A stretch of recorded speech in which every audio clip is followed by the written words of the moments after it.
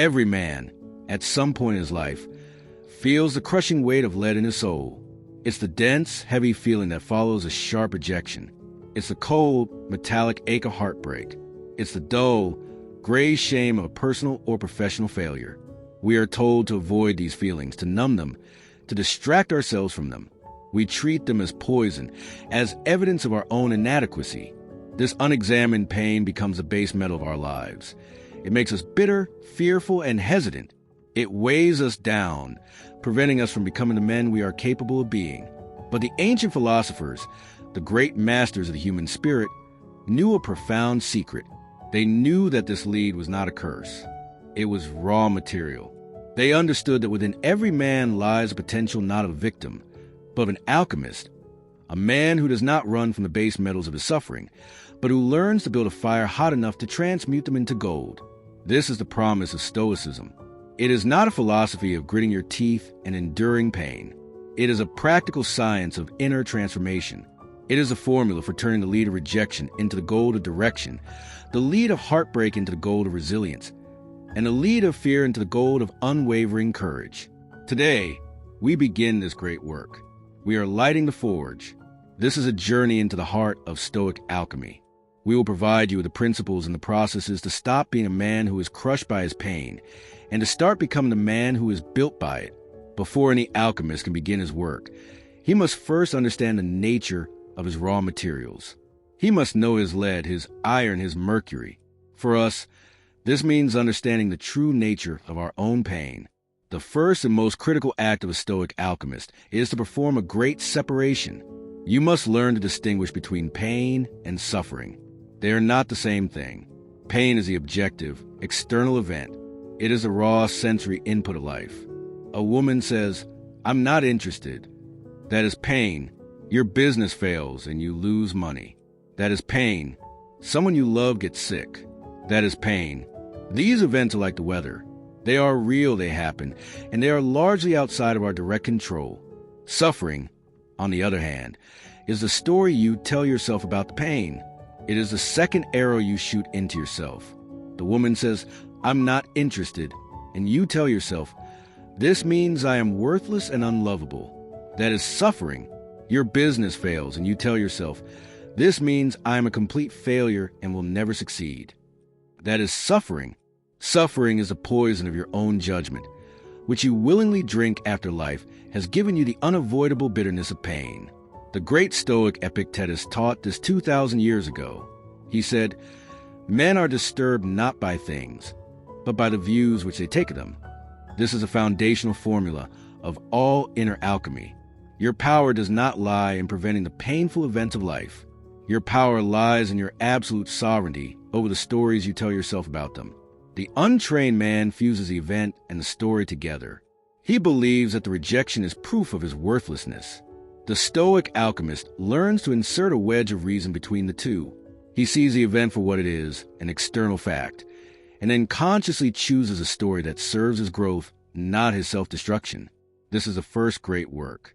Learning to see the world this way is the key that unlocks everything else.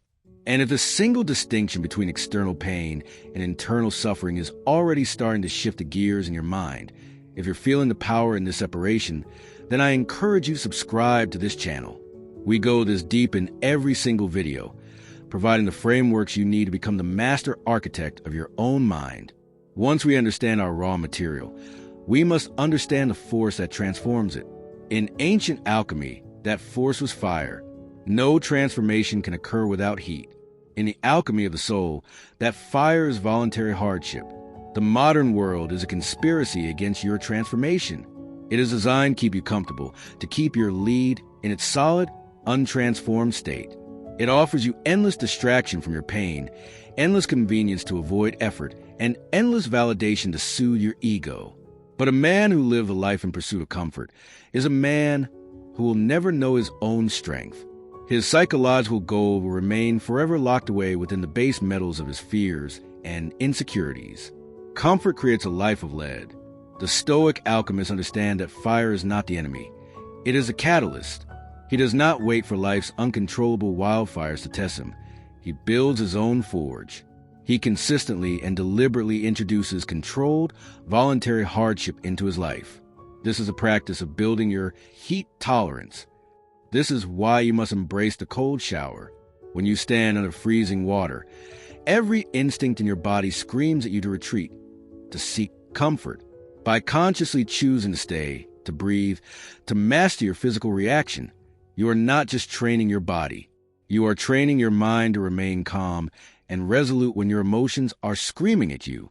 You are teaching yourself that you are the master of your impulses, not their slave. This is why you must push yourself in the gym. When your muscles burn and your lungs ache and you reach the point of failure, that is when the real work begins. Pushing through that wall of discomfort builds more than muscle. It builds a spirit that does not crumble at the first sign of resistance. It teaches you, on a cellular level, that growth only happens at the edge of your comfort zone. This is why you must practice fasting, or tackle a project that terrifies you, or have a conversation you've been avoiding. Each act of voluntary discomfort is a training session in the alchemical forge. You are building your tolerance for the heat of life. A man who can withstand the controlled fire he builds for himself is not so easily consumed by the wildfires of tragedy and misfortune that life will inevitably send his way. He learns to associate the feeling of struggle not with suffering, but with the exhilarating process of transformation. He learns to love the fire. With our material understood and our fire lit, we can now begin our first great work of transmutation. We will take one of the most common and painful base metals in a man's life, rejection, and transform it into the shining gold of direction. Every man knows the leaden weight of rejection. It's a feeling of public shame and private worthlessness. A woman turns away from you, a job application is denied, an idea is dismissed. The untrained man, the anxious boy, experiences this as a verdict on his soul. The lead enters his system and hardens his heart. He becomes more fearful, more hesitant. He decides that the risk of the pain is not worth the potential reward. And so he stops trying. He stops living. The lead has won. But the Stoic alchemist sees this lead not as a final verdict, but as a starting point. He brings it into his forge and begins the alchemical process. The first step is separatio, or separation. He takes the raw event and separates the objective fact from its subjective story. The objective fact is, she said she was not interested. The subjective, suffering story is, therefore, I am unattractive and no one will ever want me. The alchemist holds up the objective fact to the light of reason. He acknowledges it. He accepts it as a piece of external data. Then, he takes the story of his worthlessness and consciously discards it, recognizing it as a poison of his own making, a fiction created by his ego. He understands his worth is derived from his character, and the opinion of one person cannot diminish it. The second step is solutio, or dissolution. He must dissolve his ego's attachment to the outcome. The boy believed his goal was to get the girl. The alchemist understands his true goal was internal, to act with courage, to express his authentic intent, to face a fear. From this perspective, he was successful the moment he chose to act, regardless of her response. By dissolving his attachment to the external result, he reclaims his power. He realizes a rejection did not make him fail. It was part of the process that allowed him to succeed at his real mission of being a courageous man. The final step is coagulatio, or coagulation. This is where he reforms the experience into something solid, valuable, and useful. This is where he creates the gold. How? First, the rejection provides him with invaluable data. Perhaps his approach could be improved. Perhaps his communication could be clearer. He analyzes the event like a scientist, not a victim, looking for lessons. But this is only a minor piece of the gold. The real, shining gold is direction. The sting of rejection is a powerful signal from the universe. It is a reminder that his ultimate source of validation and purpose cannot come from the approval of others. Each rejection is a powerful course correction, turning him away from the futile path of seeking external worth and pointing him back toward the only path that matters, his own mission. It hardens his resolve to build a life so full of purpose, discipline, and meaning that the validation of any single person becomes irrelevant. The pain of her no becomes a fuel for his larger yes. The yes to his own growth, his own standards, and his own unwavering purpose. He has taken the base metal of a momentary social pain and transmuted it into the precious metal of a lifelong mission. This is the power you hold. It is not magic. It is a process. It is a choice to see the world not as a series of threats to your ego, but as a series of raw materials for your own becoming. We have only just begun to uncover this formula. This process of transmutation applies to every challenge a man will face. And if this detailed breakdown of turning rejection into direction has provided you with a new sense of power and a new tool for your life, then recognize its value. Think of the other men in your life, your brothers, your friends, your sons, who are feeling the leaden weight of the same pain. Be the man who shares the formula. Sharing this video is an act of lifting up your fellow man. We have lit the forge. We have learned to distinguish the raw pain of life from the suffering we create in our own minds, and we have begun the great work of transmutation, turning the sharp sting of rejection into the golden compass of our life's true direction. But the path of the alchemist leads ever deeper into hotter fires and toward more profound transformations. The initial tests are designed to prepare him for the great work, the transmutation of the heaviest, densest, and most painful that a man can experience. Now, we must walk into the heart of the fire. We will confront the agonizing weight of heartbreak and uncover the Stoic formula for transforming this devastating loss into the unbreakable gold of resilience and true, unshakable sovereignty. When a significant relationship ends, the experience of the untrained man is not merely pain. It is a psychological death. The lead of heartbreak is heavy because it feels total. It is a loss of a partner, a friend, a lover. It is the death of a shared future, the collapse of 1,000 private jokes, memories, and routines. The man who has not practiced the alchemy of his own soul finds himself in a dark and terrifying place. His mind becomes a torture chamber, replaying memories on an endless loop. He is haunted by the ghost of what he lost, and he poisons his present with bitterness, obsession, and a despair that feels absolute. The lead of this experience can weigh him down for years, making him fearful of ever opening his heart again. But for the Stoic alchemist, this moment of utter devastation is also the moment of his greatest potential power. He knows that the most brilliant gold is only ever forged in the hottest fire. He does not run from this pain. He walks into it, ready to begin the great work. The first stage of this profound transmutation is calcinatio or calcination. In ancient alchemy, this was the process of heating a solid to a high temperature to burn away all impurities, leaving behind a fine, pure ash. For the man experiencing heartbreak, this is the excruciating but necessary process of burning away his attachments.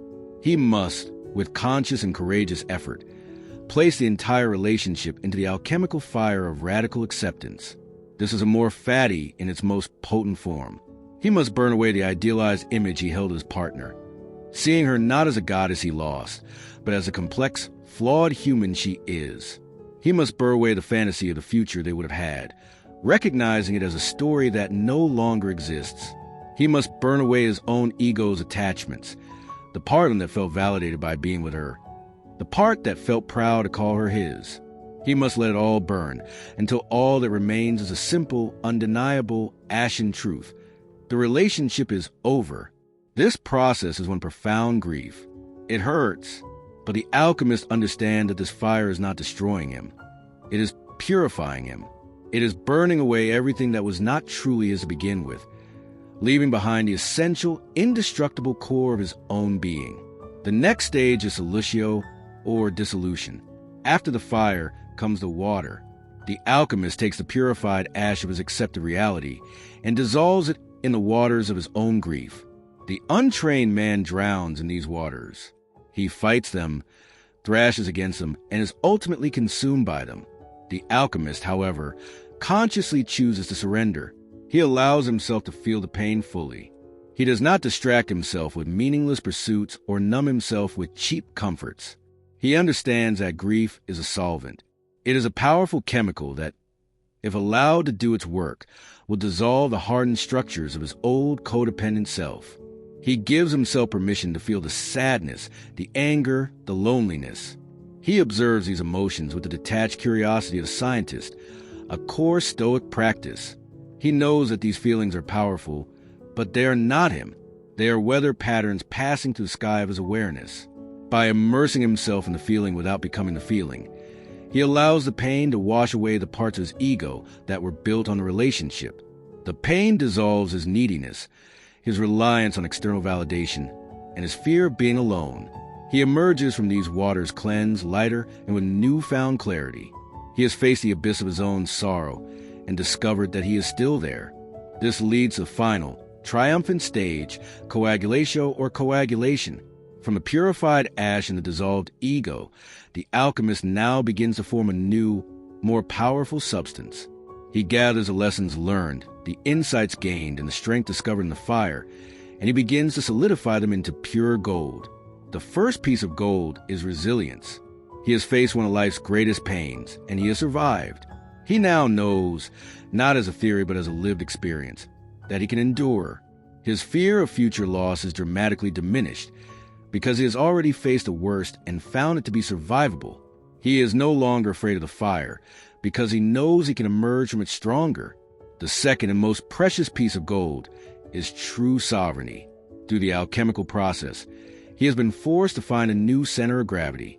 His happiness, which was once precariously balanced on the existence of another person, has now been reclaimed and placed squarely in the center of his own inner citadel. He learns that he is his own source of validation, his own source of security, and his own source of peace. He has transformed the agony of a breakup into the rebirth of his own self-possession. He is no longer a man who needs a relationship to be whole. He is a whole man who can now choose to enter a relationship from a place of strength and abundance. He has taken the heaviest lead imaginable and forged it into the indestructible gold of a sovereign soul. This path of turning heartbreak into power is one of the most difficult a man can walk, but it is also one of the most rewarding. It is the very essence of masculine growth. And if you know a man, a friend, a brother, a son, who is currently crushed under the weight of this lead, do not just offer him sympathy. Share this video with him. Offer him the tools of the alchemist. Be the catalyst that helps another man light his own forge. Your share could be the spark that begins his own great work. But the path of the alchemist is not reserved only for life's grand tragedies. The true master practices his craft every single day. This brings us to the final stage of our journey, perfecting the gold through the alchemy of daily life. Your life, especially within a committed relationship, is filled with small pieces of lead. The daily frustrations, the petty arguments, the minor annoyances, the broken expectations. The untrained man allows these small pieces of lead to accumulate. He stuffs them down, ignores them, or complains about them. Over time, their combined weight becomes immense, poisoning the relationship of resentment and slowly crushing the life out of the connection. The Stoic alchemist sees these daily frustrations as his gymnasium. There is daily opportunity to practice microtransmutations, to keep his alchemical fires burning and his skills sharp. Consider the lead of a petty argument. Your partner is frustrated about something trivial, and her tone is sharp. The boy in you wants to react with defensive anger, but the alchemist applies his formula. He performs a separation. He separates the external event, her tone of voice was sharp, from his internal story. She is attacking me and doesn't respect me. He then applies the fire of the stoic pause, taking a breath and burning away his initial reactive impulse. Finally, he performs a coagulation, reforming the experience into the gold of patience and leadership. He sees this not as an attack, but as an opportunity to be the calm, stable center. He can respond with a question like, "It sounds like you've had a really frustrating day. Tell me about it." He transmutes a moment of potential conflict into a moment of potential connection. Consider the lead of a broken promise. She said she would do something, and she forgot. The boy wants to feel the sting of disrespect and start a conflict. The alchemist sees this as an opportunity to forge the gold of improved communication and grace. He addresses the issue not from a place of blame, but from a place of collaborative problem solving. When this happens, it makes me feel like my priorities aren't valued. How can we work together to make sure we're on the same page next time? He turns a small failure into a stronger system for the relationship. By practicing this alchemy on the small things, you are constantly perfecting your craft. You are turning the everyday friction of life into a tool for polishing your own character. You are ensuring that your relationship does not become a toxic dump site for untransmuted lead, but a gleaming testament to the transformative power of your philosophy. So we conclude where we began. You are an alchemist. Your life, with all its pain, its challenges, and its heartbreaks, is your laboratory. You have been given a mountain of lead. The world will tell you to curse its weight, to hide it, to run from it. But the Stoic sages of old have handed you the formula to transform it. The choice is yours. Will you remain a man defined by the weight of your past pains? Or will you become the man who uses that weight to build his own strength? Will you be crushed by your suffering? Or will you become the alchemist who transforms it into the source of his power? This is the path to true masculine freedom. It is not the freedom from pain, but the freedom to use it.